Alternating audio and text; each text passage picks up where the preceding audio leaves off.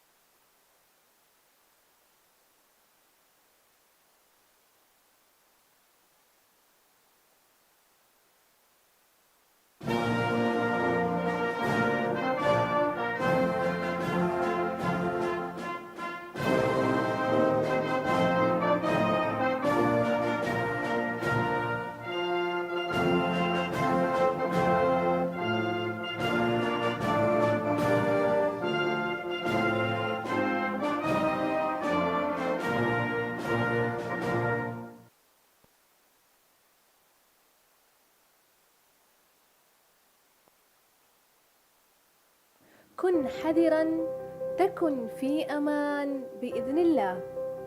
حرصاً على سلامتكم نقدم لكم هذا الفيديو الإرشادي حول خطة الإخلاء للمسرح في حالة نشوب حريق لا قدر الله. الرجاء اتباع خطوات الإخلاء الآتية: قم بإطلاق صوت إنذار الحريق، وذلك بالضغط على زر الإنذار يدوياً. إذا كان ذلك ممكناً، حاول إطفاء الحريق إن كان طفيفاً باستخدام أقرب خرطوم حريق. يمكنك العثور على الخرطوم مثبتاً على الجدار الأيسر للمسرح. في حالة الحاجة إلى صندوق الإسعافات الأولية ستراه مثبتاً على الحائط. يمكنك التعرف عليه بسهولة عن طريق شعار الإسعافات الأولية الموجود على الصندوق. في حالة انغلاق المدخل الأساسي بالنار أو الدخان، استخدم المخارج الأخرى، حيث يوجد في المسرح 6 مخارج: مخرجين في الوسط على جانبي المسرح، مخرجين في مقدمة المسرح، ومخرجين على جانبي منصة المسرح. الرجاء المشي في جماعات بهدوء والتوجه مباشرة إلى أقرب مخرج طوارئ دون إضاعة الوقت. لا تتردد في تقديم المساعدة للآخرين للتوجه إلى أقرب مخرج آمن، مع إعطاء الأولوية للأشخاص ذوي الاحتياجات الخاصة والمسنين. عند خروجك من المبنى، الرجاء التوجه إلى نقاط التجمع الموجودة على المساحة الخارجية للمسرح. كإجراء احترازي، لا تسمح لأي شخص آخر بالدخول إلى المبنى. تذكروا، سلامتكم جل اهتمامنا. كن حذراً تكن آمناً بإذن الله.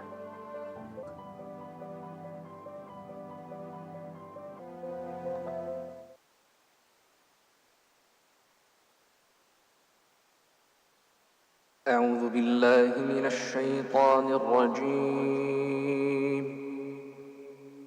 رب المشرقين ورب المغربين، فبأي آلاء ربكما تكذبان؟ مرج البحرين يلتقيان بينهما برزخ لا يبغيان، فبأي آلاء ربكما تكذبان؟ يخرج منهما اللؤلؤ والمرجان، فبأي آلاء ربكما تكذبان؟ وله الجوار المنشآت في البحر كالأعلام، فبأي آلاء ربكما تكذبان؟ كل من عليها فان، كل من عليها فان، ويبقى وجه ربك ذو الجلال والإكرام، فبأي آلاء ربكما تكذبان؟ يسأله من في السماوات والأرض كل يوم هو في شأن، فبأي آلاء ربكما تكذبان؟ سنفرغ لكم أيها الثقلان، فبأي آلاء ربكما تكذبان؟ يا معشر الجن والإنس إن استطعتم أن تنفذوا أقطار السماوات والأرض فانفذوا لا تنفذون إلا بسلطان فبأي آلاء ربكما تكذبان صدق الله العظيم.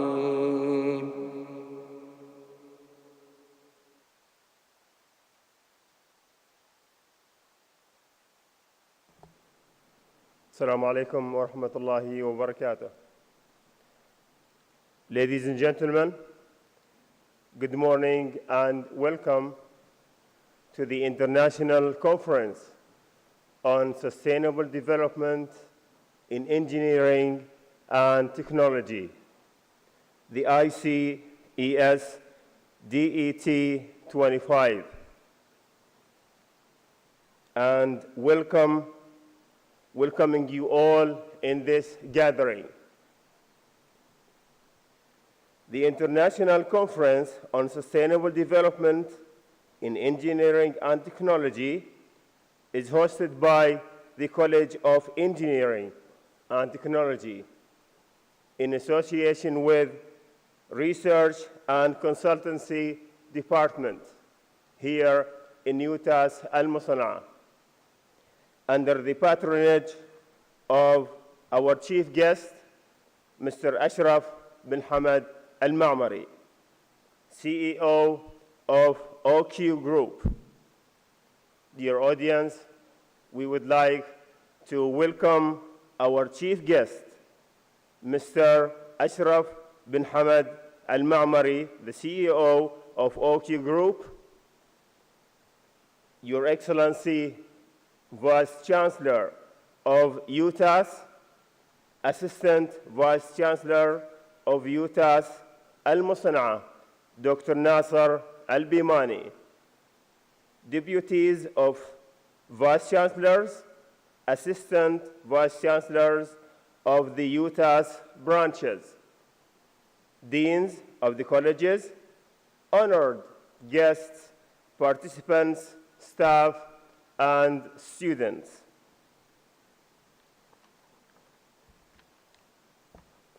Dear guests, today we embark on a two-day journey of knowledge sharing, collaboration, and inspiration as we explore cutting-edge solutions aligned with Oman Vision 2040. ICSDET 25 is not just a conference.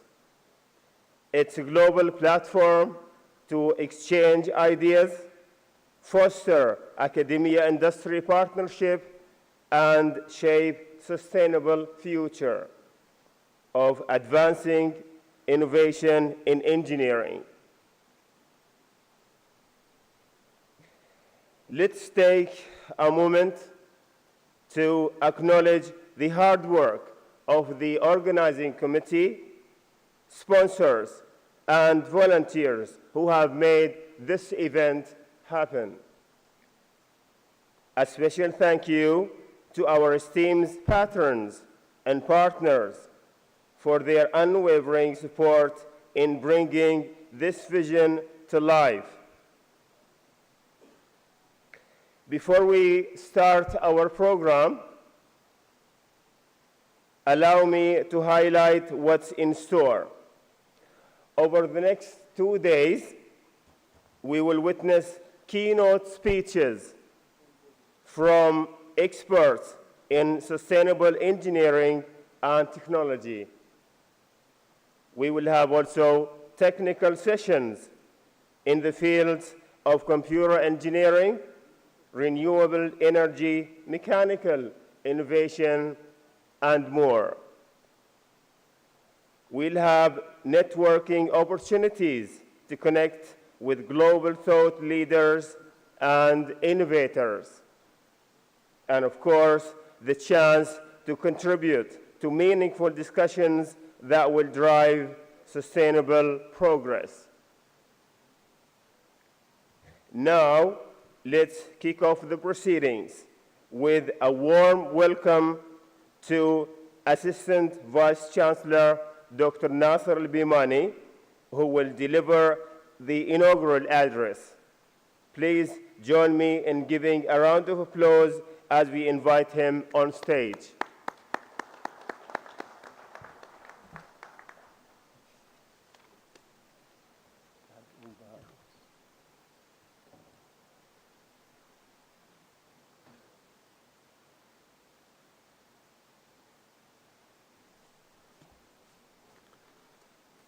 أعوذ بالله من الشيطان الرجيم بسم الله الرحمن الرحيم الحمد لله رب العالمين والصلاة والسلام على أشرف المرسلين سيدنا وحبيبنا محمد النبي الأمي وعلى آله أما بعد فالسلام عليكم ورحمة الله تعالى وبركاته.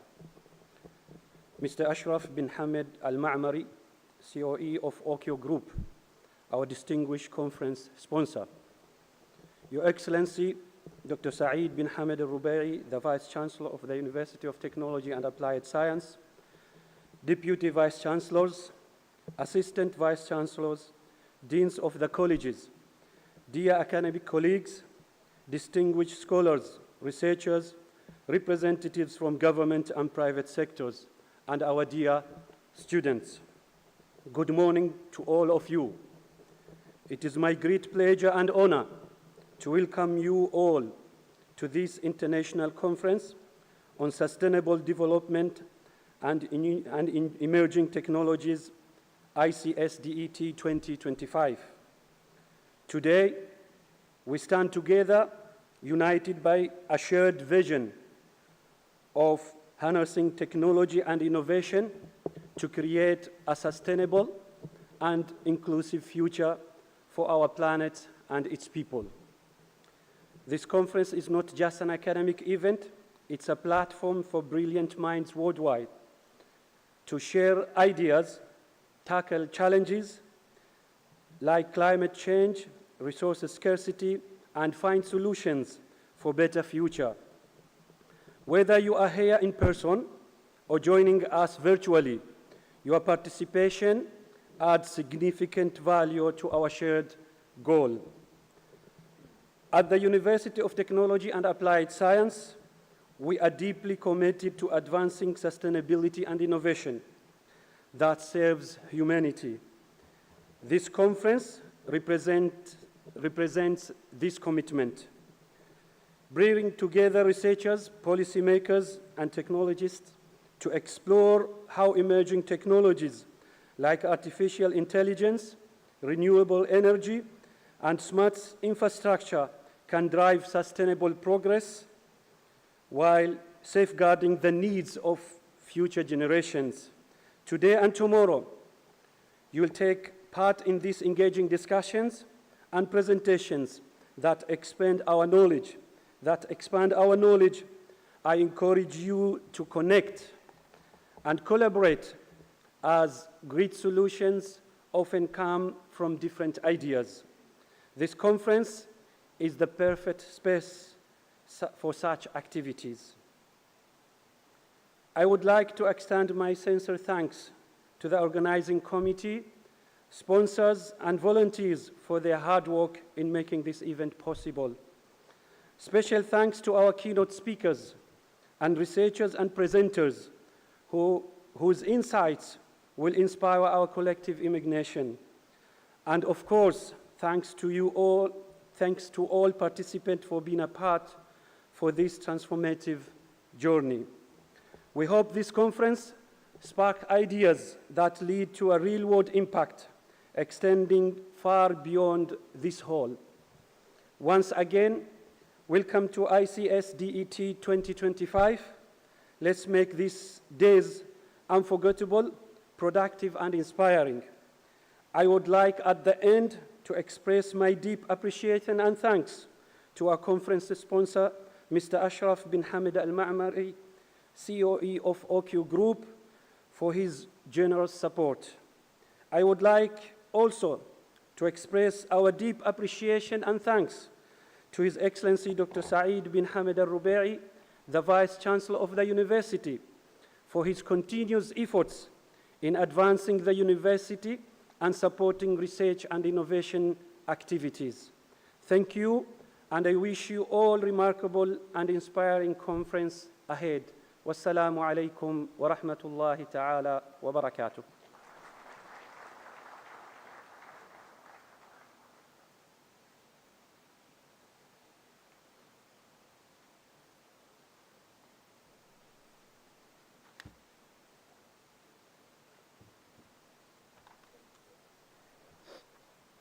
Thank you, Dr. Nasser, for those inspiring words that set the perfect tone for our conference. Now, ladies and gentlemen, we will move to the keynote speakers. It's my privilege to introduce Dr. Edson Fernandez, Lead Technical Research, Electrotechnic, Sydney, Australia, whose pioneering work in specific sustainable power systems has earned global recognition. Dr. Edson will talk about game theory in smart and sustainable energy management. Please put your hands together for Dr. Edson.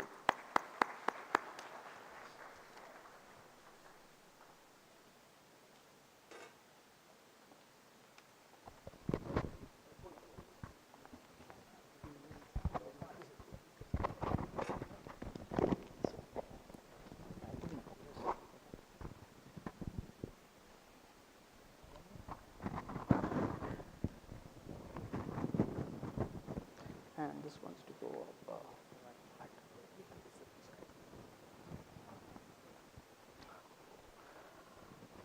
Good morning, everyone. Respected Chief Guest of the Day, His Excellency the Vice Chancellor of UTAS, Assistant VC of UTAS in Al Musanna, other Deputy and Assistant VCs, distinguished guests, staff and students. It's an honor to stand before you to talk about this important topic that has been a hot topic. And it's always good to be back in Musanna. Many of you know me. I've been in Musanna for 5 years, from 2011 to 2016. So it's been good to come back and talk to you about these transitions that are taking place in the energy sector. Now, the energy sector is growing. If you go to any big city, you go to remote parts of Africa, we have all transitioned from the basic use or understanding of electrical energy, how to use it. We have changed it, we are transitioning it. Now, when you transition it, it comes with challenges, opportunities, and everything which can leverage, as research interests, projects, and etc. So I will be touching upon some of these basic things that we could see how we can lead Oman into a brighter future.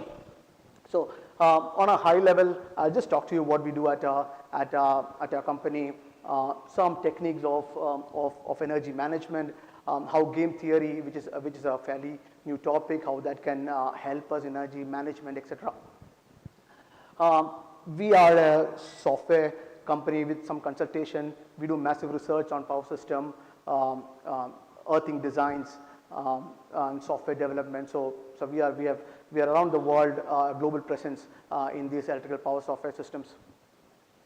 Now, the conventional grid is what we all know. You have a generating station, you transfer power to a remote location, we study about losses. We now have DC to AC conversion and vice versa too. Now, this grid has now, or the last part of that grid, which is a consumer, which is anyone who uses electricity, that has been transformed into something called as a prosumer, where the consumer also becomes someone who produces energy.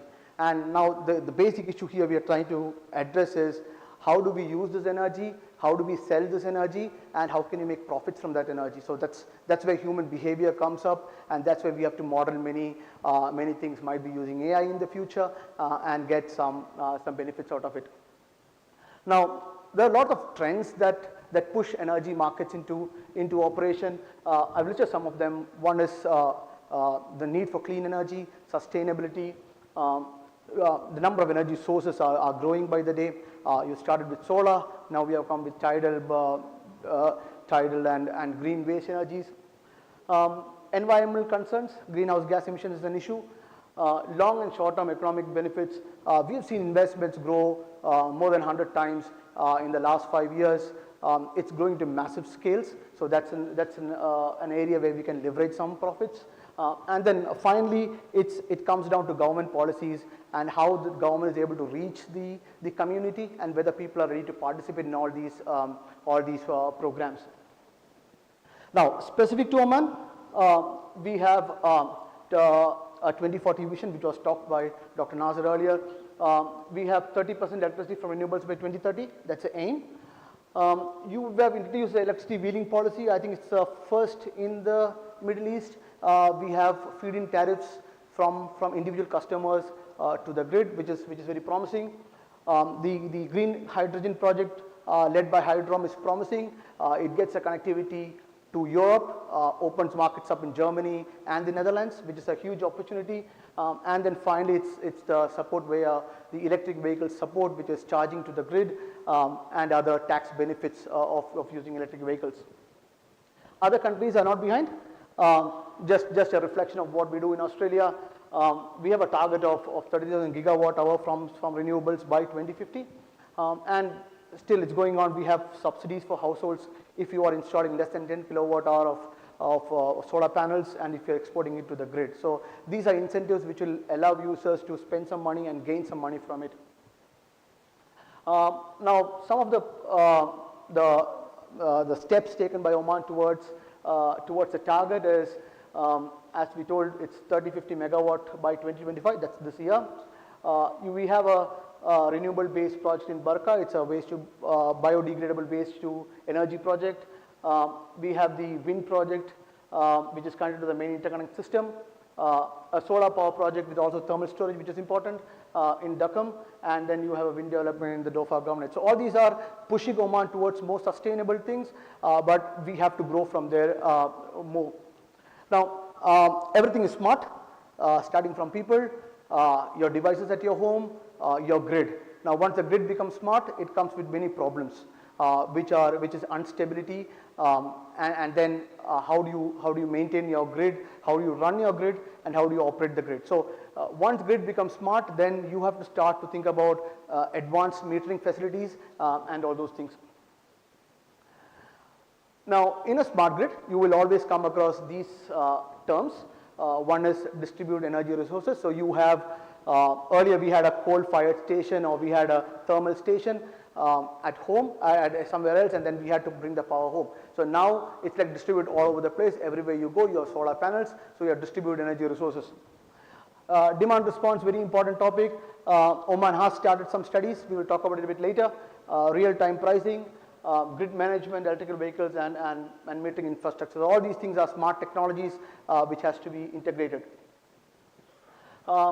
Now, demand response. So, demand response is defined as some voluntary task undertaken by an individual to shift your demand such that the grid is not burdened too much.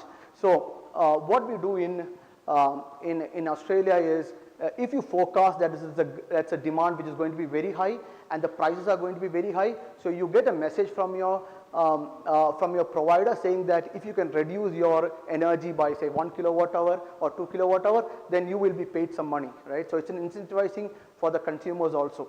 So that's why, I mean, DR is very important and it's easy to do also, not very difficult to do it. So this is one way. And from my studies, I found that there's a French company called Energy Pool. They have started studying DRs in Oman. Now, this is where universities can go in, right? So there's a lots of opportunities to do DR studies in universities as projects or research projects. So this will be one area which you all can try to work on. Now, DR is very important because, I mean, it's not you doing it, it's all of you doing it, right? So one thing that DR did is, DR now meets about 10% of the energy in some US states, which is a massive growth. And Australia did it in New Zealand did it in 2007. It almost meets 16% of their demand. In Australia, we are able to do it in the wholesale market, but not in the retail market as of now. But wholesale market, we are doing it now. Now, this is the basic energy market. you have two-way flow of energy, you have two-way flow of money also. So when money comes in, you are in big trouble now. How to allocate the money, who will spend the money, who will gain the money. So that's where game theory will be mainly used. Now in Australia as well as in Oman, I understand, you have started doing spot prices in the market. So what spot prices says is, there is a generator which is producing some energy. They say that for the next 5 minutes I can give you some energy at some price, some fixed price, right?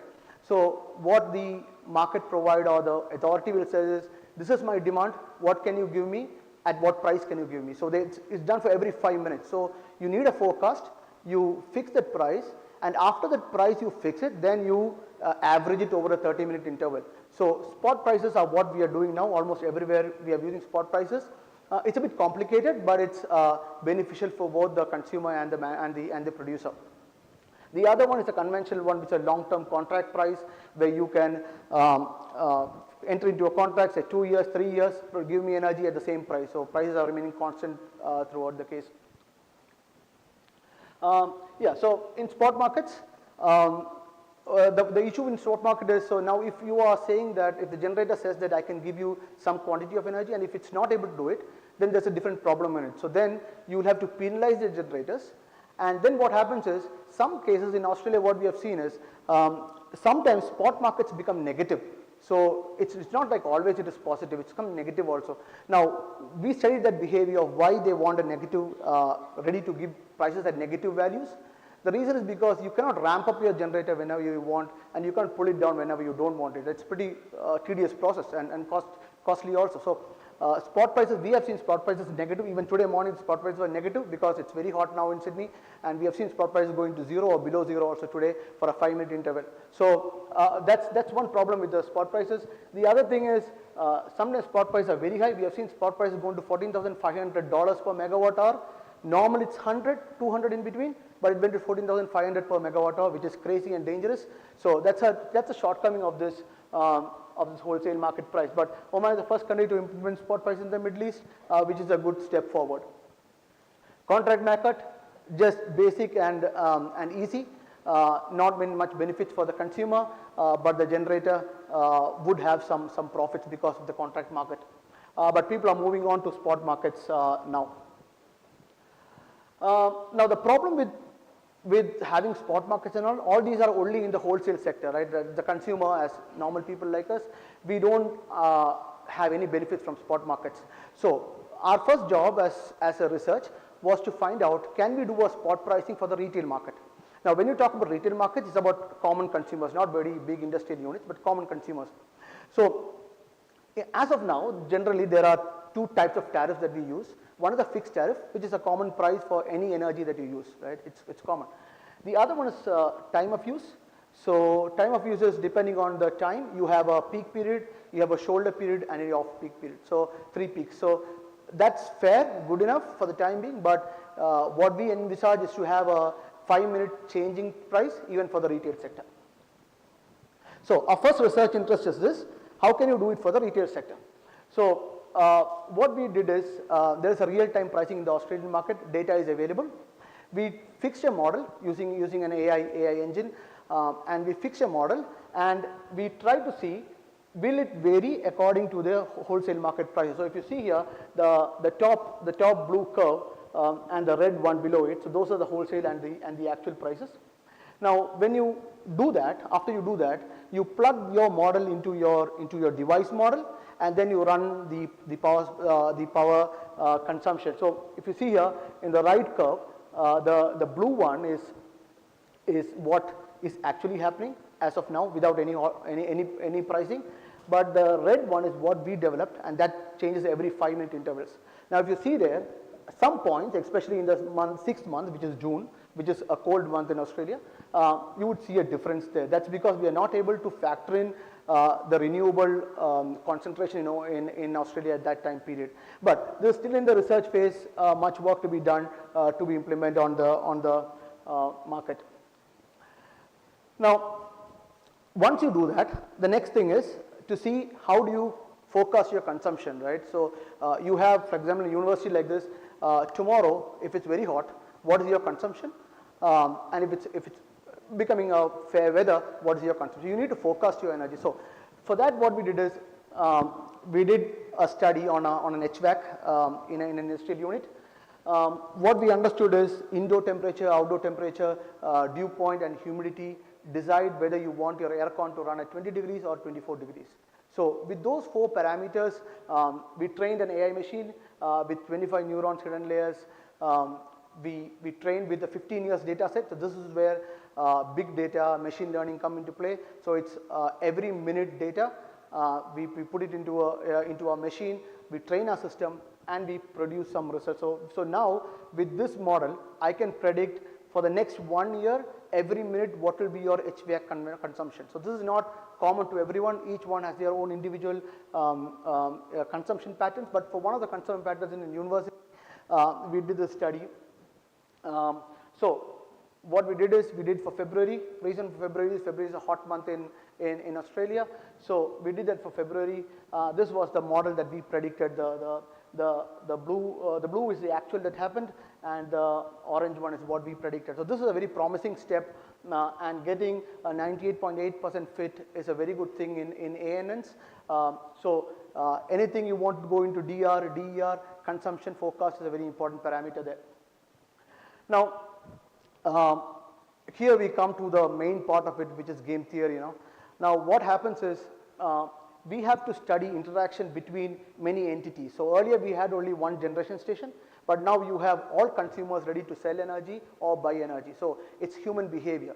So what we are doing is we are trying to study interaction using mathematical models. There are lots of mathematical models for it. Many regression models are available for it, but we have to find the right one for our situation. Now there are all of them are called as players. So anyone is a player in the market. Every player is considered to be intelligent, strategic and rational, but you will understand that it is not the same. When it comes to my personal thing, I can be selfish, I can be self-centric. I don't think about what's going to happen to the planet tomorrow, right? I can just make rational, irrational decisions. Nevertheless, you will have a decision at the end of the day. It will be your decision, and you will take the decision depending on your economic factors, what you think about your neighbors, what is your financial situation, etc. So now that becomes very tricky to complement, because today if I take an irrational decision, it doesn't mean that tomorrow I do the same thing. I can be rational tomorrow. So this behavior is very dangerous to play upon with. That's where a game theory comes in. So once you play a game, any game, as it has constraints, you get a result out of it, and the result is normally called the payoff metric. So it can be a cost for some player your game. If you're playing a game of football, it can be the number of goals you're getting. If you're trading energy, it can be the cost per kilowatt hour you're going to make it. You can even use it to get a jail sentence for someone, which I'll show you an example a bit later. So the vast options you have here, and what we assume is that people make informed decisions and they grow day by day. So a model that is used today may not be the best model for tomorrow. You have to retrain your algorithm again for that. But opportunities are massive here. Now, here you talk about strategies. So what is your strategy? Are you into making money? Are you into helping the environment? Are you into helping your neighbor? So you should have a strategy. You can have a mixed strategy also. You can have, I want to save the environment, I want to make money too. So that's a mixed strategy. So anyway, you have a set of strategies, and any strategy has a result of its own. It can be, you might get what you have asked for, you might not get what you asked for, but still you have to have a strategy. It behaves upon human behavior, how you model it properly, and you have to define a strategy for each player. At the end of the day, you cannot be without a strategy. You have to have a strategy for that. Now, some people are very clear in their thinking. They call a pure strategy. So if I am in the market, I say I have invested so much money in the solar panels at my house, I have to make money. Right? I'm clear with my strategy. Whatever others do, I don't mind. I have to get my money back. So that's a pure strategy. There is no confusion in the user what he has to do. But sometimes people like to take risk. They go for mixed strategies. So suppose I have 10 kilowatt hour of energy for me to sell in the next 5 minutes, and there is a buyer who is ready to buy the whole energy, right? But I decide, due to some reasoning of mine, I decide I am giving him only 50% of the energy, the remaining 50% I am going to store it and sell it at a higher price at some other time, right. So now this is a mixed strategy, right. Sometimes people will say, okay, he is giving me more money, but I cannot give him because he is not a stable consumer, let me give the other person, although he offers me lesser money, I have a consumer for a long period of time. So mixed strategies are what we always see, pure strategies are very difficult to obtain these days. Now once you have put a strategy, now this we talk about money or returns in these senses. So always it's called the payoff matrix, you will get it in a matrix form, it depends upon, if there are 2 strategies per player, you will have a 2 by 2 matrix, but in energy management what you have seen is you can have hundreds of payoffs, and you can have hundreds of strategies. That makes the matrix too big. We go into big data again to churn all the information we require. Now it's best explained with an example here.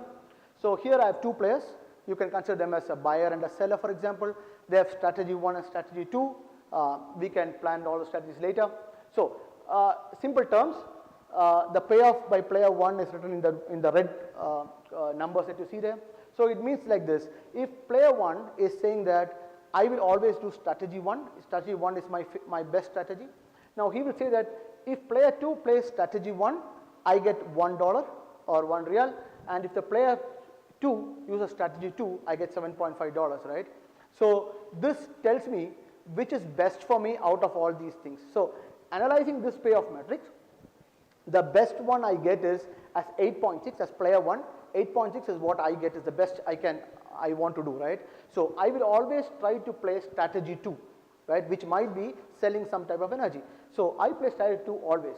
But what happens if player 1 goes to strategy 1, right, then I suffer a big loss, which is 2.5, right. So now the issue is, are you willing to cooperate with your neighbors, right, are you friends with your neighbors, right, will you do that, right. Now when you do that, the issue is how much information are you sharing with them, right, that's a different story of it. But anyway, this is how you read a payoff matrix. So you can have different strategies, it can be a large matrix and all those things. Now the game theory is based on something called as Nash equilibria. A very famous scientist, John Nash, proposed this theory. So in simple terms, what does he say? He says that if a user fixes some strategy, then if you move to a different strategy, you don't make any profits.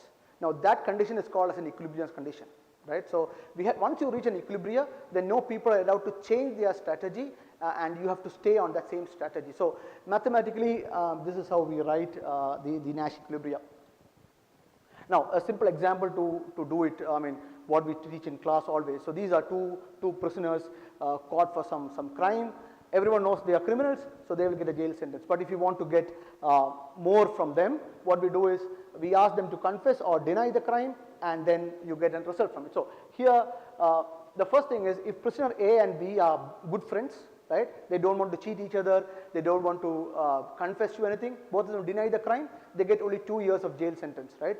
So that thing which I marked here, that is called as a global optimum, right, global optimum. Now here the function is to reduce my jail sentence. Now the first question A, if they don't know each other, the first question A asks is, if B confesses, what are my options, right. So if B confesses, my options are either 3 years in jail or 10 years in jail, right. So I decide, okay, I like less jail sentence, so let me go for 3 years. Similarly, the next question asked is, if B denies the crime, what happens? So now the question is, I have 2 options, either 1 year or 2 years. I like 1 year, so I go to 1 year. Now similar thing, so now if you see here, if prisoner A confesses, he has the least chances of going to jail for a longer period of time. So he will say, okay, my strategy is always to confess. My pure strategy is to confess. Now if prisoner B does the same thing, we will see that for him also confessing will help him. Okay, so I think I've got the message from there. Okay, so just to there are different strategies which I wanted to explain, but time is a constraint. Let me just go to a last one. Yeah, so this is what we developed for a game theoretical approach.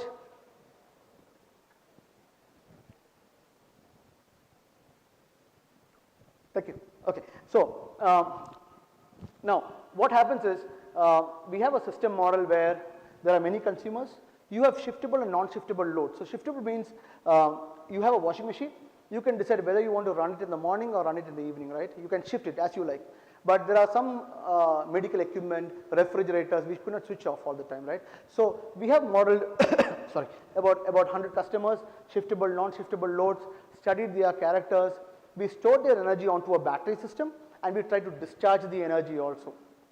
So now what happened is the model looks something like this. This is an optimization model which you can use to study the behavior of users. So once you bring out all these optimization models, the first thing tells you is a basic equation which tells you the power consumption, and the last equation is how you charge the customer for that energy consumption.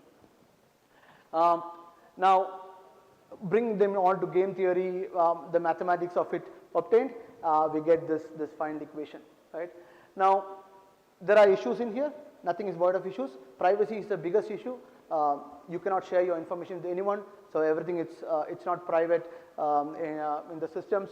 There are protocols and there are different effects on the grid like PAR, peak average ratio, and everything. That's an issue now. So large area of research and development is possible. If anyone is interested, I mean these areas can be studied further. Yeah, some of our presentations, some of our papers that we did over the years. Thank you.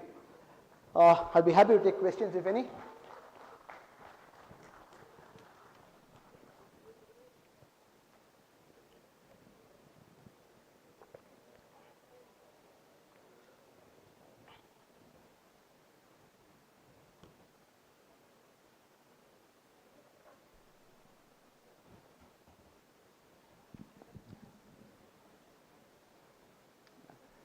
Thank you, Doctor, for this insightful presentation.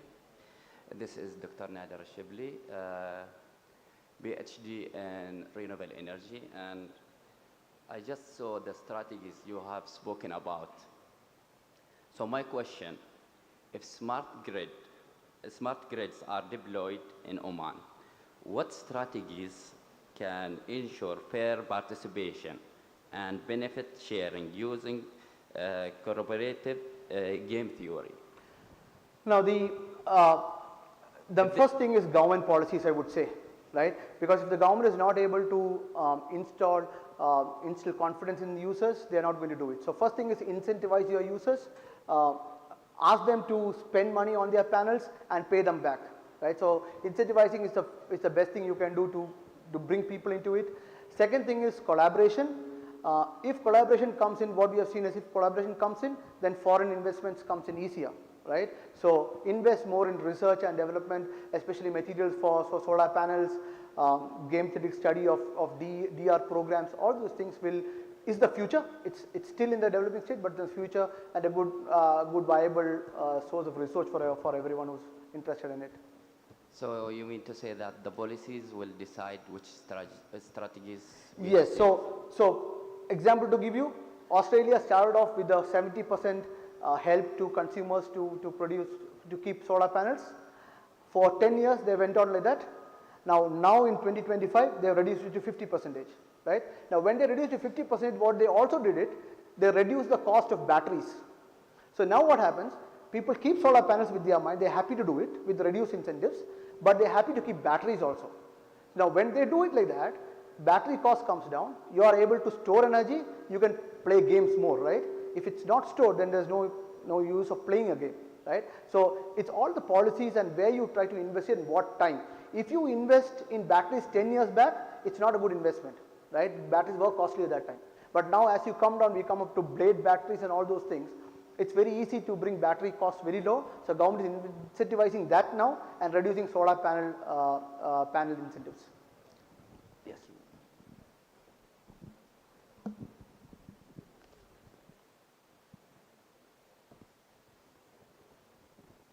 Thank you, everyone.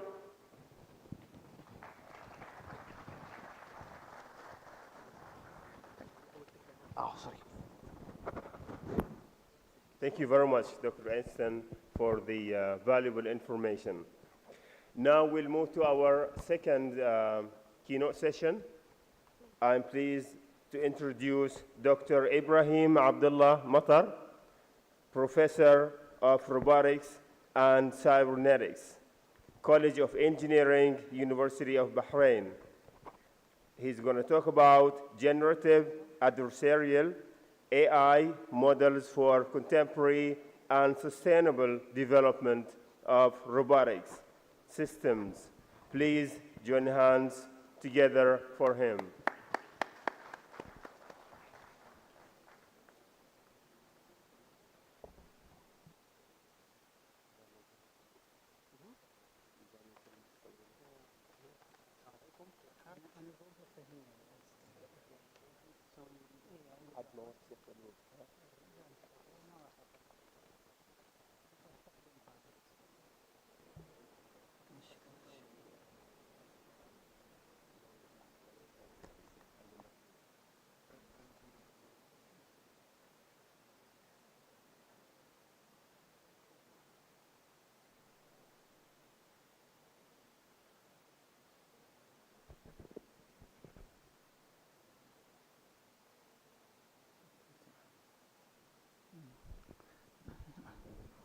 السلام عليكم ورحمة الله وبركاته.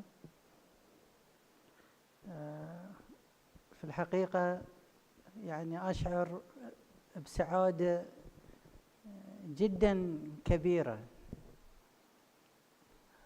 وأنا يعني أقف أمام هذا الجمع المبارك صراحة. يعني من غير يعني زيادة في الكلام مثل ما يقولون، نبارك لكم هذا اللقاء صراحة يعني وتنظيم هذا المؤتمر. فيعني congratulations صراحة يعني على التنظيم.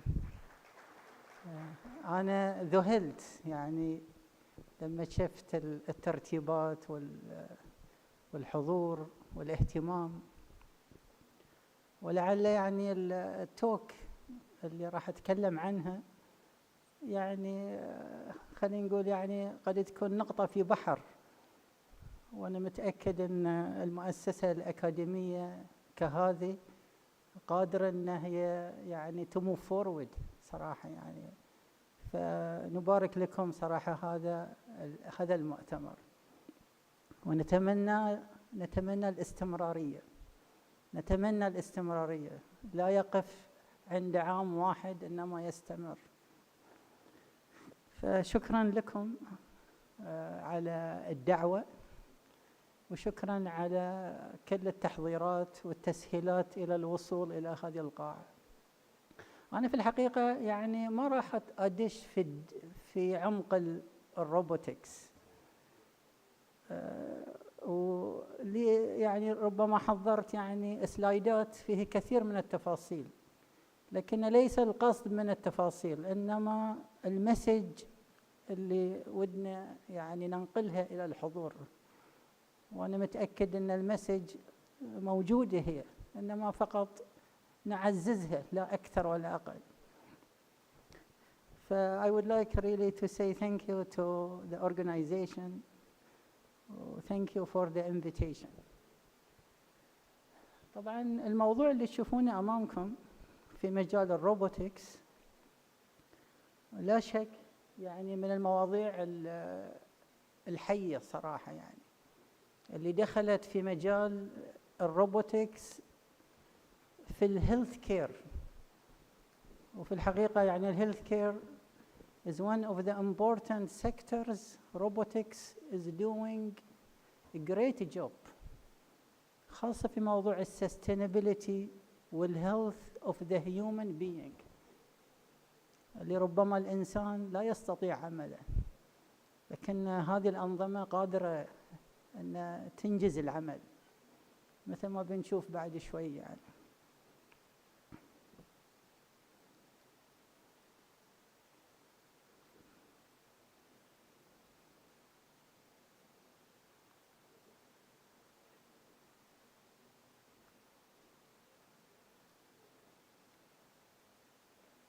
طبعا هاي كلمات الشكر اللي تكلمت عنها إلى المؤسسة اللي دعتني، وأيضا يعني كلمات شكر إلى بعض الديتا اللي أجرتها إحدى المستشفيات في سويسرلاند، وهذه يجب يعني أخبركم عنها لأن فيها كوبي رايت أيضا يعني.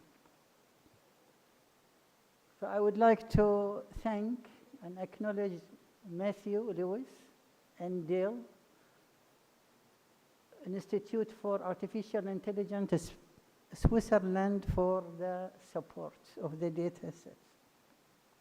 أنا في الحقيقة أشتغل في مجال الروبوتكس لفترة،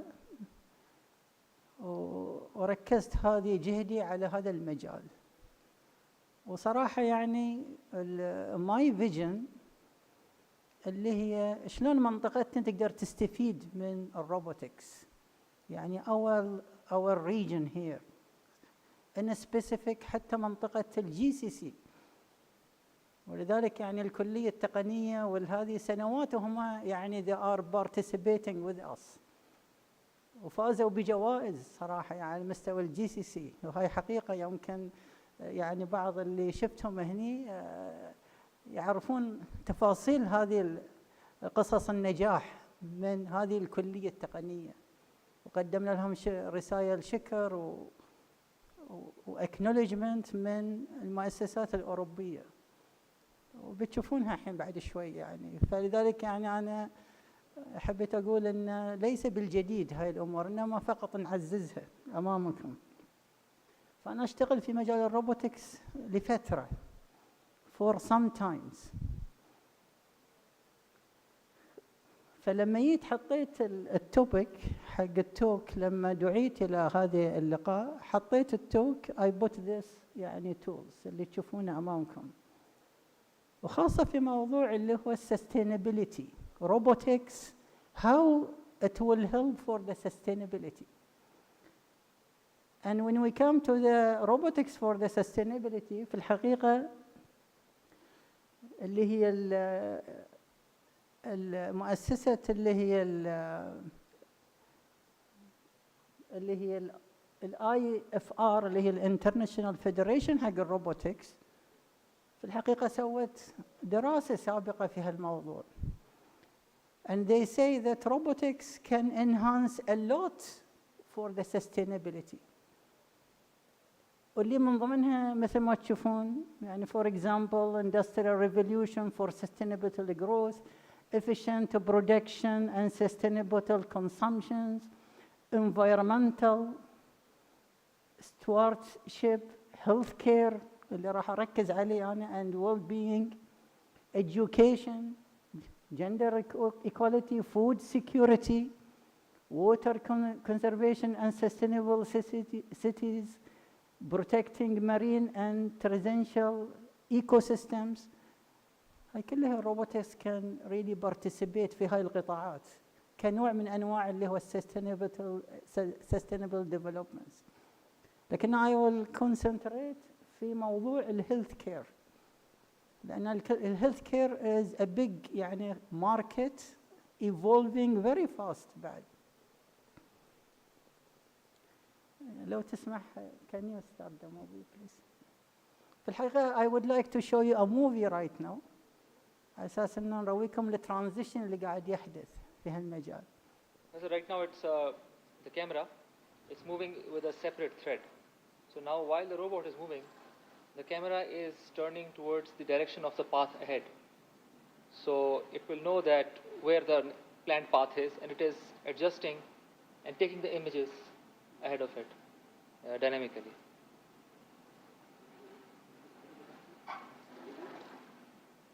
It's taking average of at least the points in next 1 meter, and it is taking the average point and turning the camera towards that average point. So this has improved the mapping a lot because you need maximum time for the camera to look at the obstacle.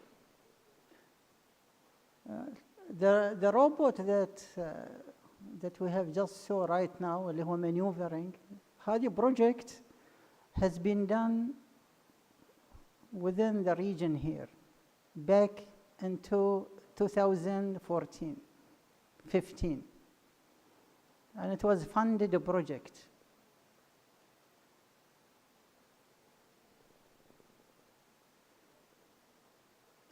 وفي الحقيقة ليش why I show you this video for the robotic system that was moving.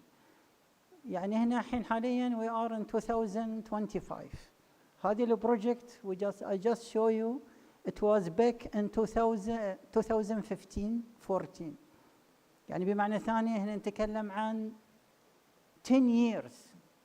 هذه 10 years صار a lot of development regarding هذه المانوفر البسيط اللي شفناه من الروبوتيك سيستم. صار يعني خلينا نقول big shift في طريقة التفكير in how this يعني system can maneuver around. وهذه اللي حبيت أوصله لكم اليوم بخصوص اللي هي النيو ترندز حق الروبوتكس، لكن for the healthcare. Even the robot I just show you right now, it was moving around. That was used for hazardous hospital applications. hazardous المواقع في المواقع الخطرة في المستشفيات. في الحقيقة الصورة اللي تشوفونها أمامكم هذه يعني it is يعني statistics about the problems associated with strokes. الستروكس اللي هي الله يبعد الجميع عن الحالات هذه اللي يسمونها الجلطات الدماغية، الستروكس. وفي الحقيقة اللي تشوفونه الستاتستكس اللي أمامكم على السريع ربما تؤدي إلى الوفاة لا سمح الله، وبعضها يؤدي إلى الديسابيليتيز الإعاقات، وبعضها ممكن يصير ريكفري. وهذه دراسة يعني سوتها إحدى الجامعات في المنطقة العربية هنا عندنا around us، وفيه سورس يعني خلينا نقول ذكروا هذه التفاصيل. هذه اللي نبي نقوله إن كثير من الحالات ربما بعد الإصابة من الجلطات اللي هي الستروك سترايك في الدماغ، كثير منهم they don't wake up easily. Even if they wake up with disabilities. عدم القدرة للحركة، عدم القدرة لمثلا السماع، عدم القدرة للنظر، وبعضهم severe even disabilities. وهذه في الحقيقة اللي نبي and this is what we'd like really to do right now. الدماغ البشري رب العالمين خلق الإنسان بقدرات يعني جدا كبيرة بالنسبة حق الدماغ البشري، والخلايا العصبية في الدماغ لا شك أنها يعني معجزة من معجزات الخلق سبحان الله. فياو العلماء في الحقيقة وفكوا الشفرات هذه the open خلينا نقول اللي هو secret behind اللي هذه النوع من الويفز اللي طبعا تطلق عليها اللي هي موجات الدماغ أو نسميها اللي هي البرين ويفز، اللي هي في الأصل موجات جدا معقدة جدا يعني complicated جدا يعني related weak very weak في حدود المايكرو فولت 10 مايكرو فولت، تتأثر بالنويز، تتأثر بالماغنتكس، تتأثر بالإشارات الكهربائية. فتصوروا شلون صعوبة الأمور هذه.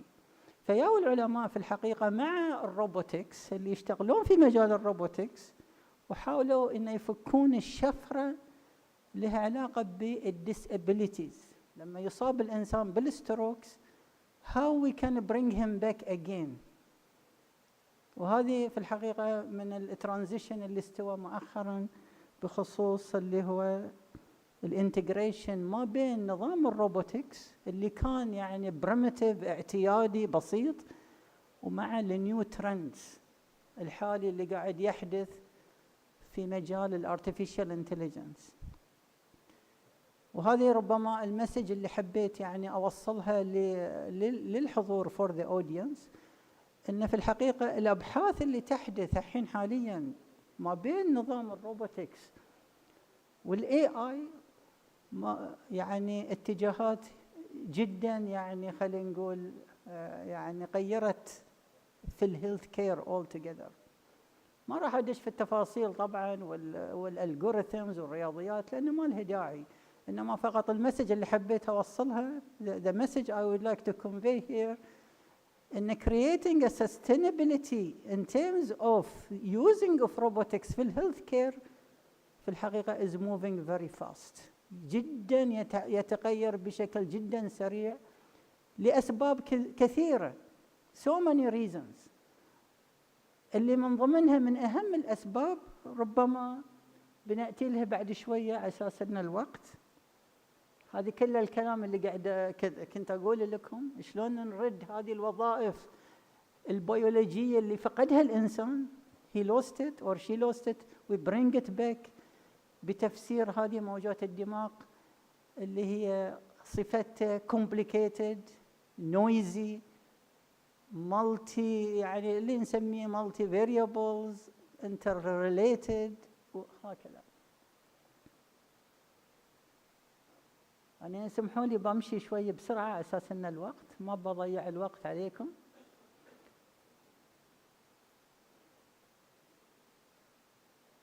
هاي كلها يعني نفس الدراسات اللي تكلمت عنها، شلون نقدر نفسر هذه الموجات الدقيقة، وطبعا في يعني برمجيات جدا حديثة.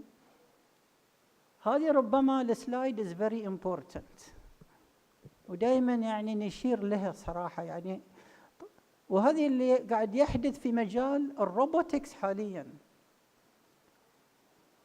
السلايد اللي تشوفونها امامكم هذه اصدرت احدى المواقع البزنس في سبتمبر 24.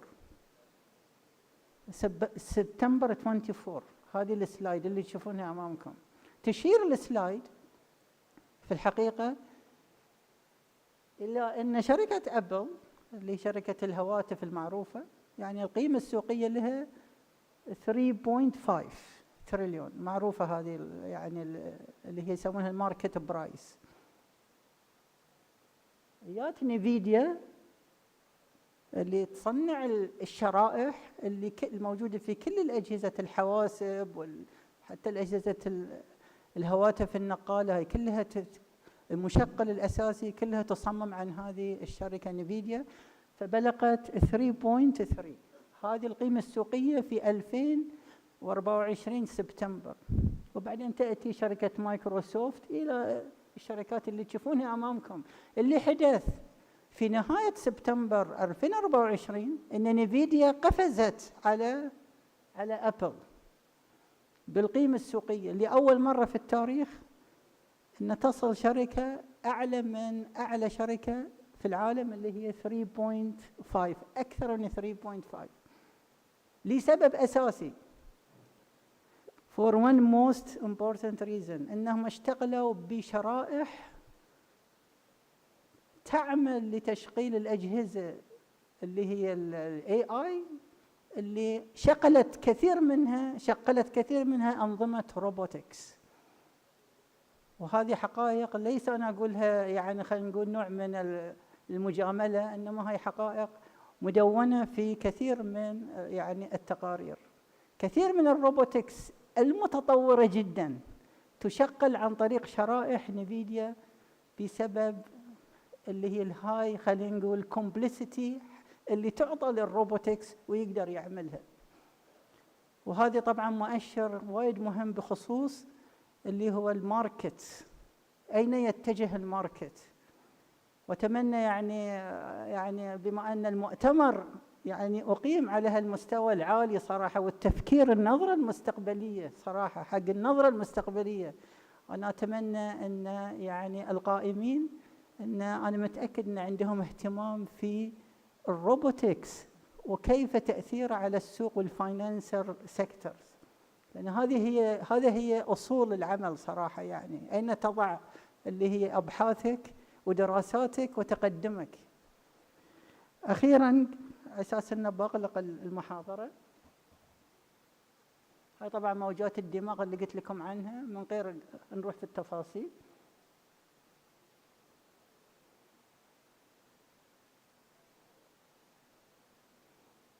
هاي إحدى التجارب التي قلت لكم عنها في سويسرلاند، لتسجيل يعني ديتا سيت نسميها، بتقول لي دكتور ابراهيم هالاشياء موجوده، اقول لكم نعم موجوده، لكن هذه ميديكالي فاليديتد، تم يعني خلينا نقول اعطاها الصفه الرسميه ان كلينيكالي فاليد ديتا. يبا واحد خليه يسوي تجارب، يعيد التجارب 100 مره، يحرك اجسام هلنا والاجهزه تسجل. هذه الاماونت اوف ديتا لا يمكن الدكتور الطبيب يفسرها، انما تفسرها برمجيات جدا متقدمه اللي قلنا تكلمنا عنها من شويه. قبل لا اختم بس اخر شيء، اخر سلايد على اساس ان الوقت، حبيت اراويكم. طبعا هاي اللي ما نبي ندش في التفاصيل، كنت حاط لكم يعني بعض الابديت. هنا على مستوى الخليج عندنا، هاي اخر دقيقه في الماي توك، this is the last minute in my talk. عندنا على مستوى الخليج اللي هو الروبوتكس تشالنج. والروبوتكس تشالنج صراحه يعني تم دعمها من احدى المؤسسات الاوروبيه في بريطانيا. الهدف منها خرجت الى النور back 2015، والهدف منها to engage the young, the graduate، الطلبة الخريجين واللي يدرسون في مجال الروبوتكس. ويعني أحب أؤكد لكم from this stand أن تمت بنجاح، والسنة هذه وصلنا إلى النسخة التاسعة لهذه المسابقة. وفي الحقيقة هذه المسابقة أثبتت أن يعني اليانجز في منطقتنا they can think صراحة differently. ليس أنا الكلام اللي أقوله، إنما الجج والمقيمين والقائمين على هاي التجارب، على هذه النوع من المسابقات، هم اللي قالوا الكلام. فيعني اللي حبيت أقوله أن صراحة تحية لكثير من الطلبة من الكلية التقنية شاركوا معنا وفازوا بمواقع جدا متقدمة. وإن شاء الله بإذن الله لعل إن شاء الله this conference will push further بعد another new vision for robotics applications. شكرا لكم. وسوري يعني sometimes I speak in Arabic or English. ويعطيكم العافية. Thank you.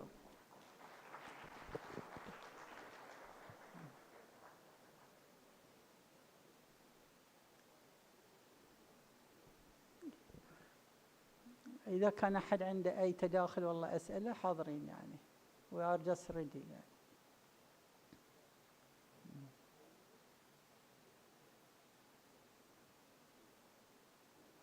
أوكي، شكرا لكم. شكرا.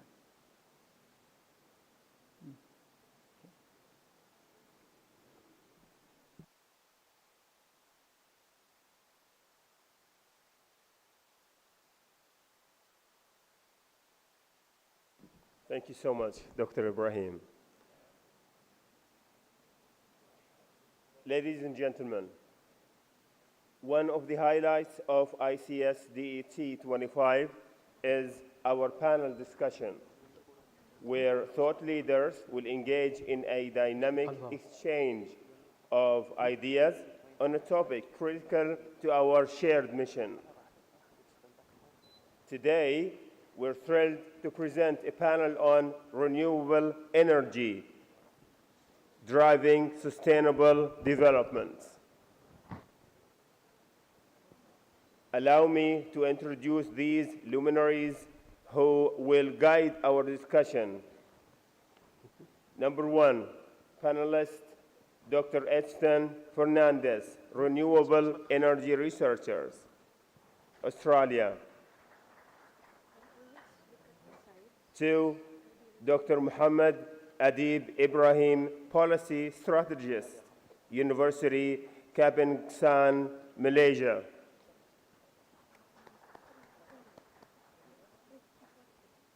Three, Dr. Ali Al-Alawi, Community Development Expert, Soil and Groundwater Lead, PDO Oman. The panel moderator is going to be Mr. Osama Khalifa Saadi, UTASA, Oman.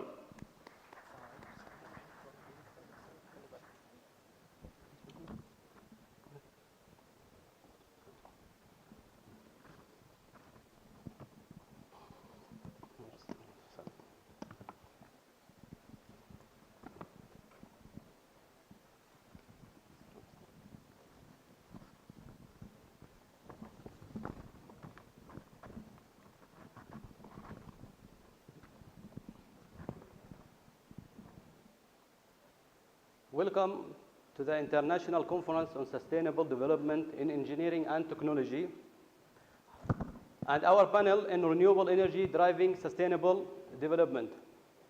I'm Osama Al-Saadi, and today we will explore how renewable energy can empower sustainable future. Our panelists are Dr. Edson Fernandez and Dr. Muhammad Adib and Dr. Ali Al-Alawi. Over the next 30 minutes, we will discuss renewable energy drivers, technology, global partnership, and supporting mechanism, followed by your question. So let's start with the brief opening remarks from our panelists. Please, Dr. Ali, you can start. Yes, please. السلام عليكم ورحمة الله وبركاته. علي العلوي من شركة تنمية نفط عمان. You want me in English or anyway? Soil and groundwater team lead. I have my BSc in mechanical engineering. I work at SQU for 17 years as researchers. I did my PhD in renewable energy and my master also on renewable energy. So I've been working with renewable energy for some times until I moved to BDO. So I published many papers related to renewable energy. Thank you. Thank you. Dr. Edson. Yeah, thank you. Talking about renewable energy, coming back to where we left out from the keynote, I think Oman has great potential to meet all the sustainable development goals that they have set. A forward-looking document, if you look at it, addressing various areas of concern. I mean, I was going through those documents, pretty interesting because you would also see an SDG goal, which is alleviating poverty. Which I think is pretty interesting because it's going to the core of the problem through sustainability. So I think it's a good step forward, great step forward, meeting all the SDGs on time, and I hope that this conference will add some value to that too. Thank you. Thank you, Dr. So, Dr. Muhammad, please. Okay. Bismillahirrahmanirrahim. Assalamualaikum warahmatullahi wabarakatuh. Thank you very much for inviting me in this conference. I'm glad to be part of this event of sustainable. I believe in my background is on the solar energy technologies, meaning we do research on the solar cell development. I believe the technology today have given the big impact in the renewable energy development. I believe today we will trying to share more, explore on this technology. Thank you. Thank you, doctors. So let's start with our first question.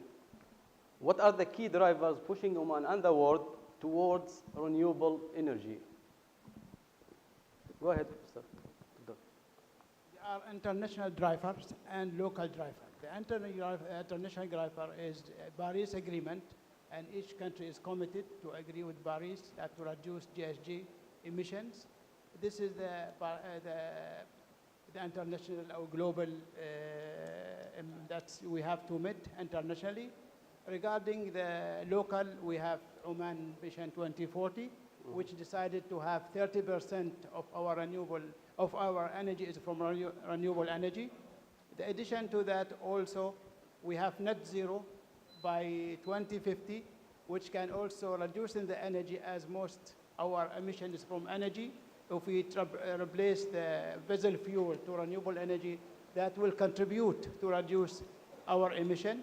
In addition to that, also, we have very good resources of renewable energy. Is it solar or wind? If wind, we have very good potential for wind, especially from the east coast of Oman, started from Ras Al Had to Salalah. This is very good potential for wind. For offshore and onshore, of the post. In addition, there's another also wave and other things. So also to develop the expertise, to find also got another driver is to get financial investor come to the country. All these can contribute to why we're going to renewable energy. Thank you. Thank you. Thank you, Doctor. So, Dr. Edston, do you have anything to add? Yeah, I agree with the previous speaker on most of the things, but I think one thing that drives Oman globally is to reduce their dependency on oil and natural gas, which has been a talk for quite some time. So it's time that we move away from those non-renewable sources to something that is more sustainable. The other potential that the earlier speakers talked about, solar and wind, massive potential, especially if you go for offshore production. I think there's a massive potential for wind in there. The other one is the push that the government is giving to the green hydrogen project. That is massive in terms of revenue, foreign direct investments, job opportunities, etc. So Oman is on the right step forward. If you look at globally, again, it's the zero net emissions that we are aiming to get, which is pushing every country to do sustainable development. The cost of renewable sources has nearly gone down by half. Batteries are becoming much cheaper by the day. Technology is being transferred and shared between different communities. Students are coming forward with innovative ideas that they can use it. And people are ready to accept new technologies at a faster pace than normally they would do. So I think all these key drivers would be pushing all the countries towards sustainable in the near future. Thank you. Thank you, Doctor. Thank you. Dr. Muhammad, anything to add? Okay. I believe that the renewable energy has been giving the big impact, not only in Oman, worldwide. So this will be the good force to everyone to be work together. This will be the sustainable effort since the Oman has been committed in the Paris Agreement. This will be the good opportunity to everyone to work towards on the sustainable. As well, our colleague mentioned on the involvement in SDG, giving everyone to work towards on the one ultimate aim of to show how make energy zero at the end. So meaning that the movement of the transition energy, we have the fossil fuel right now. When towards to the renewable energy, we need to have the transition energy. This will be the movement towards that. Thank you. Thank you, Doctor. So let's move to the second question. Besides conventional renewable energy sources like wind and solar, what technology holds the greatest potential to drive a sustainable development here in Oman? Let's start with you, Mr. Okay, so I think one of the potential in Oman, in addition to solar and wind energy, we have waste to energy. We have generated a lot of waste that can be utilized to produce power through incinerators, which is all through like biogas from food waste. Currently, most of our waste going for engineering landfill, and you know the disadvantage of engineering landfill is produce methane, and methane contribute to 28% worse than CO2. So if we convert this waste, especially biological or other waste, to energy, there is a project currently with BIA that to produce 150 megawatt in Barker, and hopefully this will be based on their plan. It will be commissioning by 2028 if everything went as there. In addition to that, there is also to produce, for example, biogas from our green waste. And there is a project with BIA. I know Mazoon Dairy Company, they produce biogas from their waste in their dairy in Sinena. And they currently utilize that gas to their consuming within the facility. So there is good potential for waste to energy, and we need to think about it, because we are saving the landfill We are saving the area instead of each time we expand the waste yard and so on. And there is potential. Also, we can, as I'm talking as a video, we have done a lot of R&D projects with SQU. We have to produce biogas from food waste, but we didn't go for biogas because the commercially was not there. So went to composting. Currently, we produce a composting from our food waste in video. So there is a lot of, and this is opportunity for R&D between industrials and academia. Yes. Thank you. Thank you. Thank you, Doctor. So, Dr. Edson? Yeah, so talking about from waste, something that we have done in Australia is having in-house compost bins where you can produce your gas for cooking, which is pretty common nowadays because waste disposal is an issue everywhere. But still landfill, as Doctor pointed out, landfill is still an issue because of methane. One of the best things I liked when I was working here is I used to go to these hot springs all over the place, very beautiful places. So there should be a potential for geothermal energy. Not sure of studies being done on it, but geothermal is one thing that we can look at. Yes, it's a very important branch.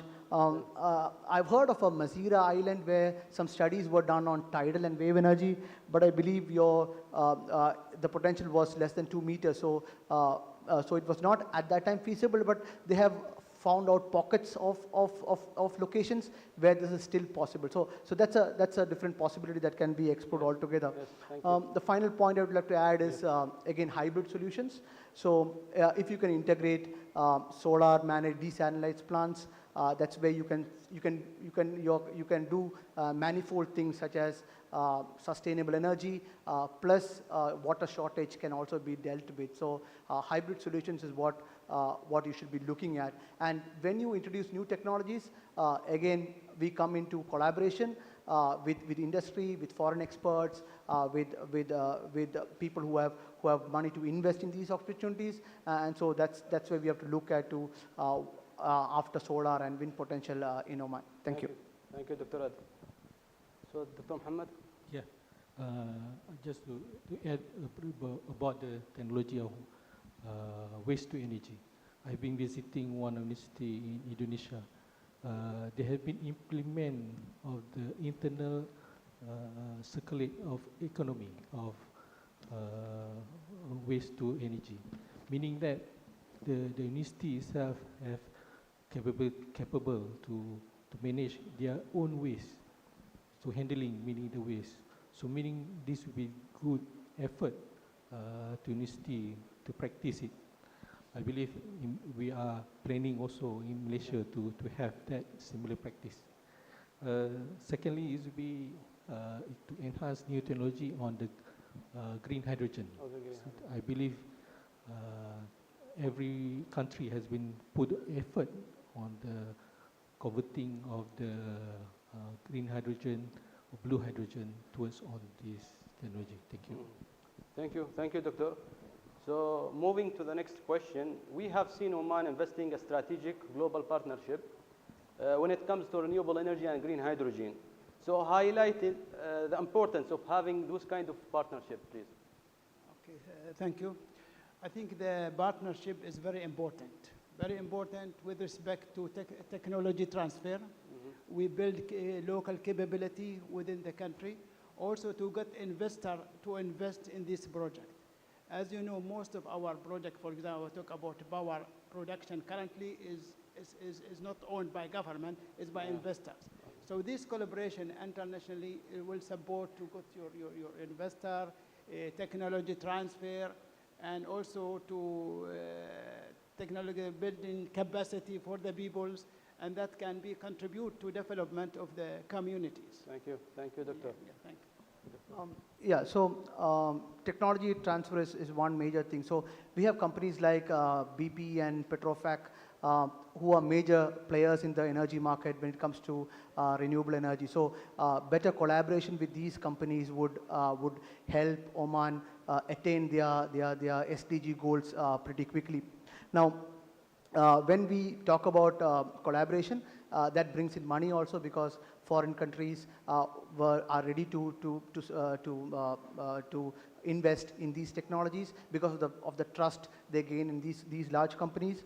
The other major part I would like to say is talk about market access. So if you produce something and if you don't get a market, then it's not worth producing it. So there is a pipeline, the green hydrogen pipeline that was talked about here.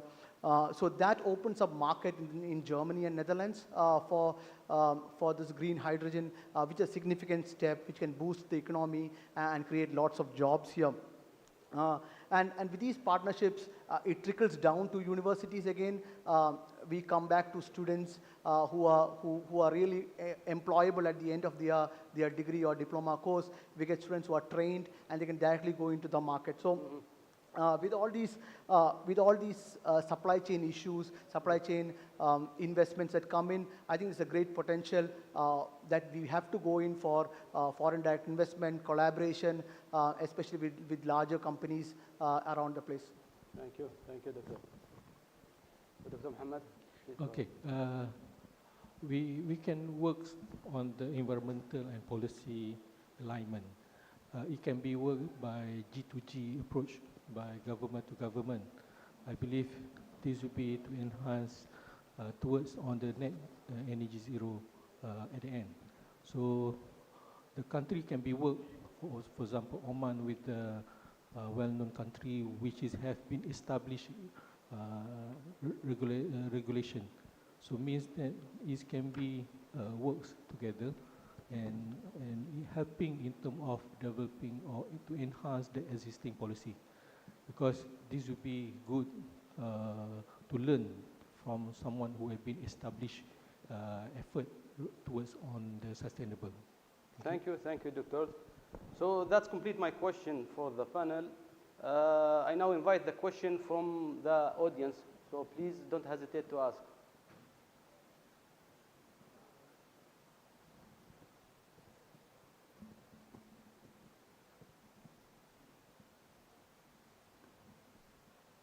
Any question? Good morning. Good morning. I am Mohammed Rifai from Gunt, Hamburg. Honestly, I'm working with the academic sector as a supplier for the engineering education equipment. And here, as we are in a university, I have honestly two questions to Dr. Fernandez first. As you have mentioned, for the hydrogen, for generating this kind of energy, you need a market. And I believe still in our area, still there is no market for the hydrogen. And there's like agreements between Oman and Germany. As I came from German company, I know that there were a deal for this kind of cooperation. And I believe Oman, they have started already generating this kind of energy. So as you have mentioned also for the investment, it means money. So we need investors. And I believe the industrial sector should be involved with this, let's say, by supporting this kind of industry. So I will jump to Dr. Al-Alawi. So I believe because, Doctor, you are now from the industry, from the oil and gas. And still, I believe it's in the process for generating this kind of energy. And Oman, they are using the natural gas, which is blue hydrogen. So, you know, because of the resource, I believe they have to shift to the green hydrogen, which is totally green, generating the electricity from solar or wind, then get it by inverter to run the electrolyzers, then getting hydrogen out of that. For this process, Doctor, honestly, we are working, me and our R&D team, working on making such education solution for training the students of having, let's say, the concept of generating the hydrogen from green. So teaching them how to have like solar, wind, getting electricity to electrolyzer and purification water, then having out of that a pure hydrogen. So this, I mean, in Oman mainly, so I believe we have to focus more on supporting the academic sector to have this kind of labs. So we will prepare the engineers or the students to be ready for the, let's say, the upcoming market, and I believe it will be very soon. Yeah. So honestly, I want to hear your feedback or your planning for supporting the academic sector in this point. Yes. Thank you so much. So maybe let's start with Dr. Edstan or first. Okay, I can start. First of all, thank you for the, of course, we are heading for looking as Oman going for green hydrogen, not blue hydrogen, because of the commitment to reduce emission by 2050. As you know, there is a platform between industrial and Minister of Higher Education, academia, that is called ICSDET. We put our challenges there, and also we receive any proposal come from academia, and we have done a lot of projects with Sohar, with SQU, with others university related to this topic or to other engineering projects. But of course, we as a video, we are supporting.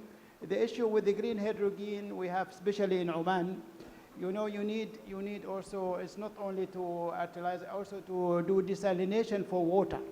Because water our water is from the sea mostly, and you need around 9 liter, 18 liter to produce 1 kilogram of hydrogen.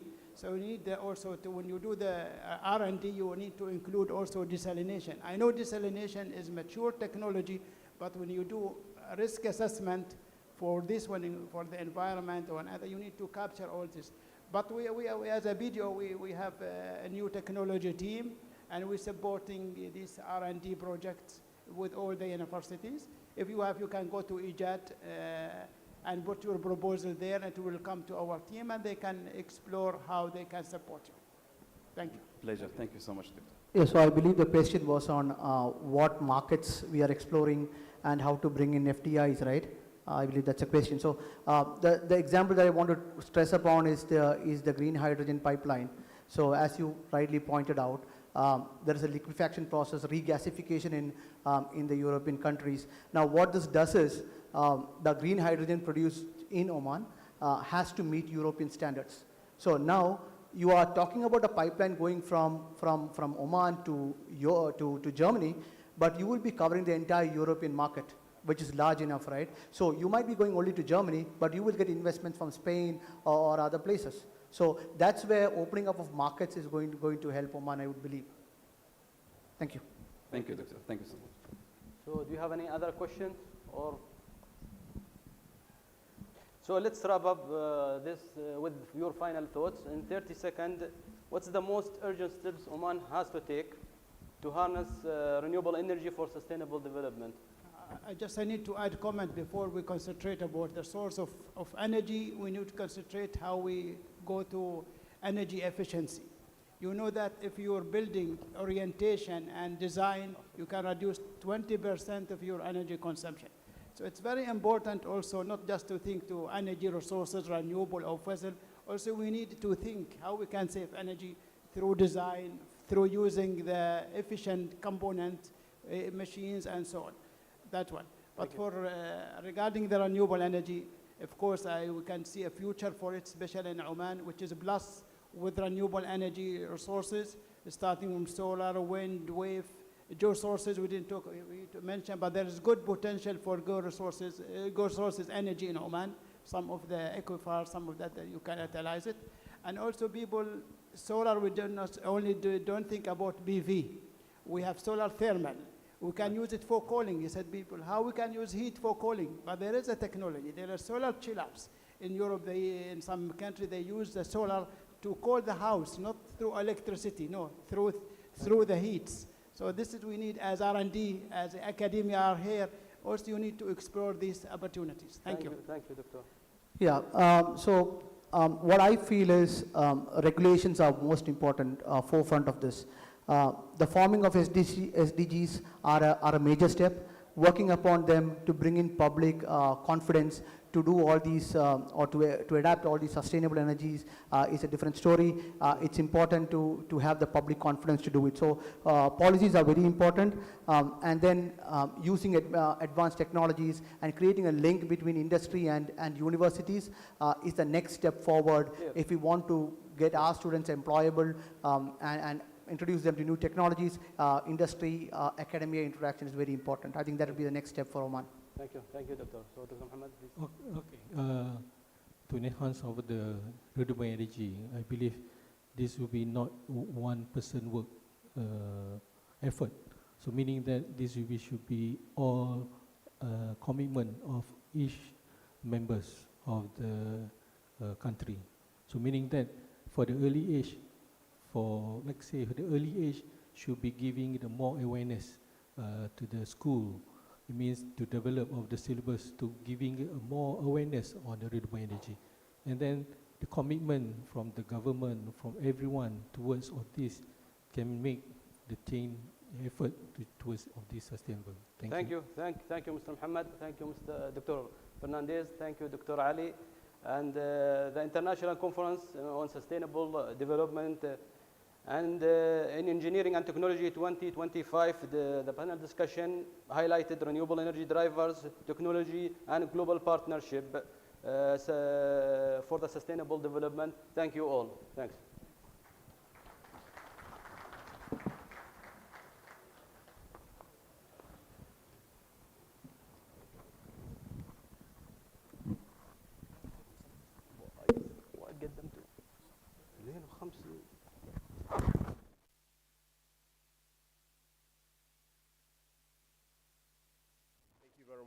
Dear panelists and the moderator as well, for this great discussion. Now, ladies and gentlemen, we would like to honor our privileged guests of keynote speakers, panel discussion members, jury members, and sponsors. So, I would like to call on stage His Excellency, the Vice Chancellor of UTAS, Dr. Saeed bin Hamad al-Rubai, the chief guest, the chief guest, Mr. Ashraf al-Ma'mari, CEO of OQ Group, the Assistant Vice Chancellor of UTASA, Dr. Nasser Salem al-Bimani, and Head of Engineering Department, Dr. Nasser al-Haddabi.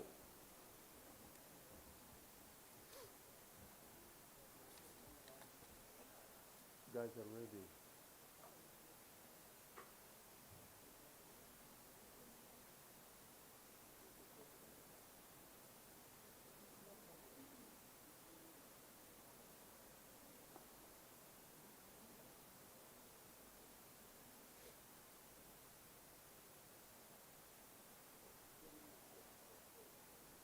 So we will start first with the keynote speakers. Dr. Edson Fernandez.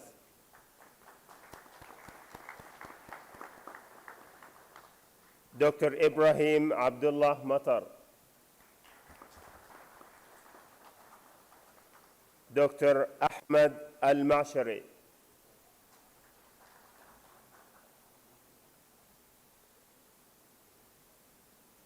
Dr. Muhammad Adib Ibrahim.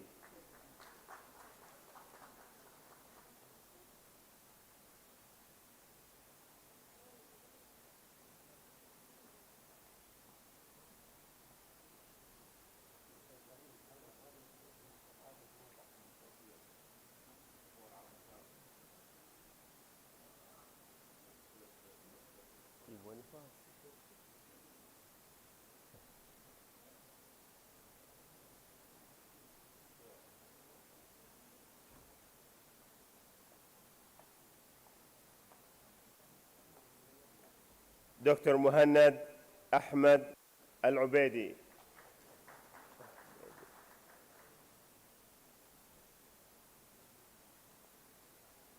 The panel discussion members and moderator.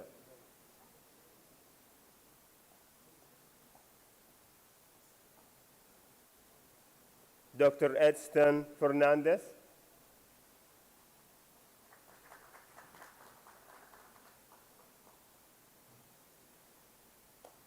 Oh, 1 minute, doctor. Wait, sorry.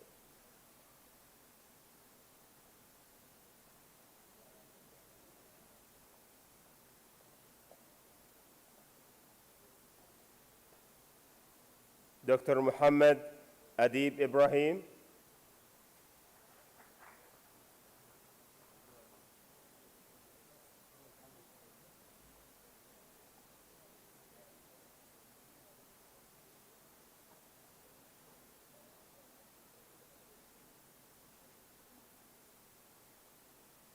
Dr. Ali Al-Alawi,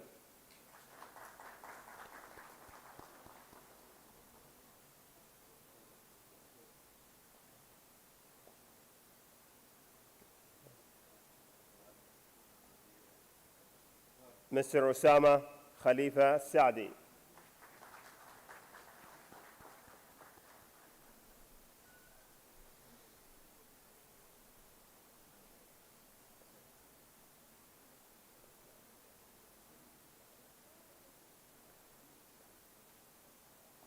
the session chairs, Dr. Vijaya Padman Bahan,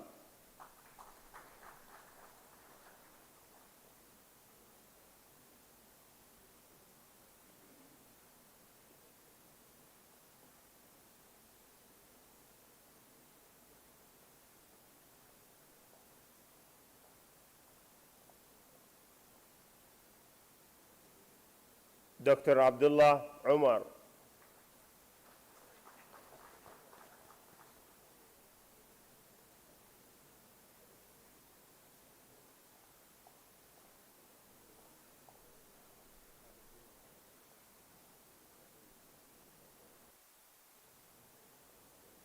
Dr. Khulud Musa Al-Balushi,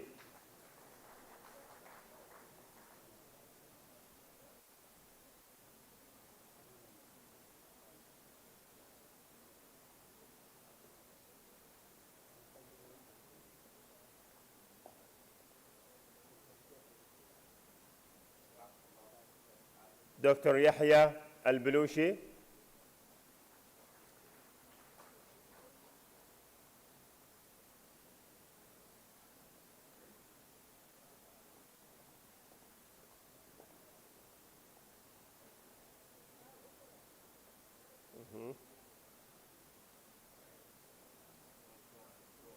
Dr. Afaq Ahmed,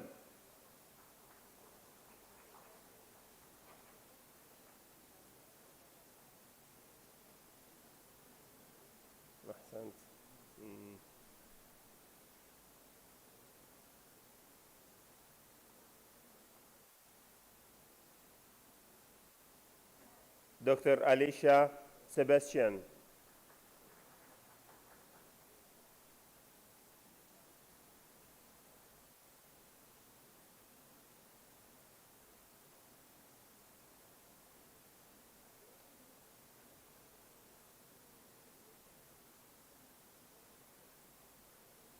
Dr. Javid Hussein,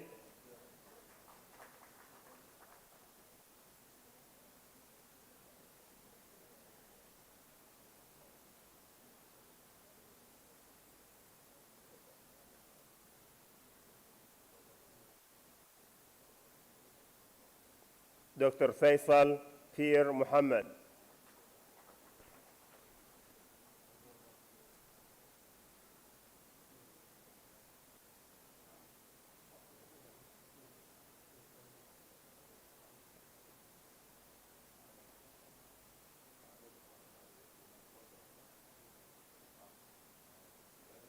Professor Prashant Kumar Yilaji,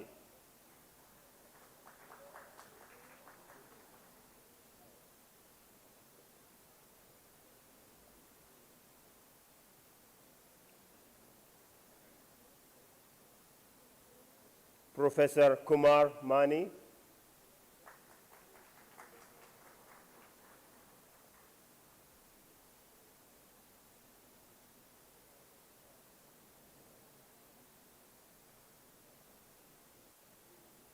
and now we move to our sponsors.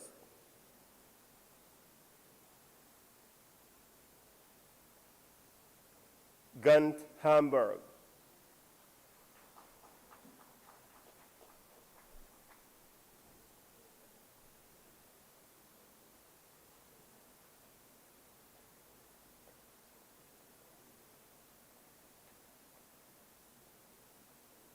Mustafa Sultan Enterprises, LLC.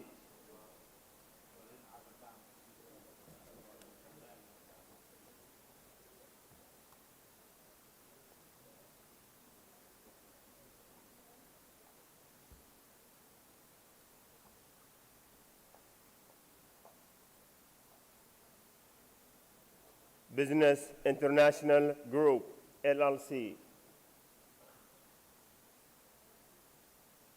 The event management company, Fantasia Land Media.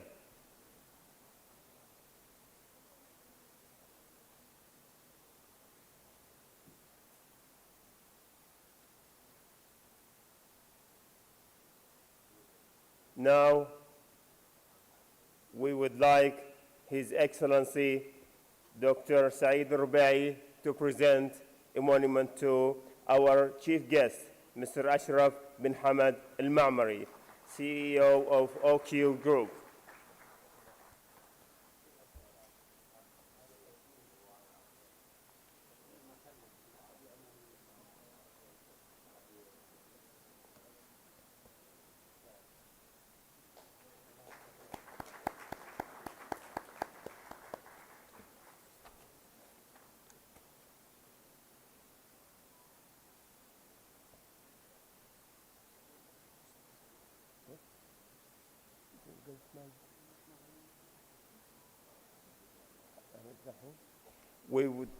We'd like to call on stage also the Mustafa Sultan Enterprises. Go on.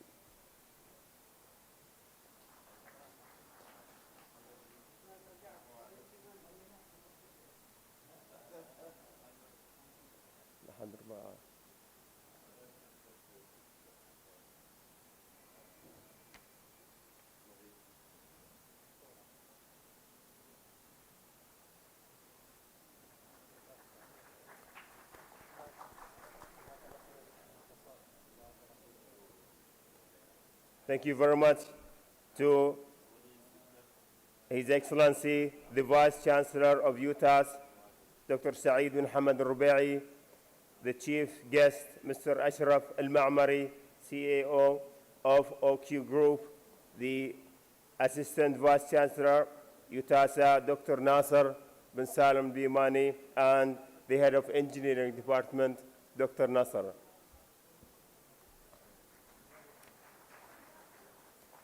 Yeah, it's almost done.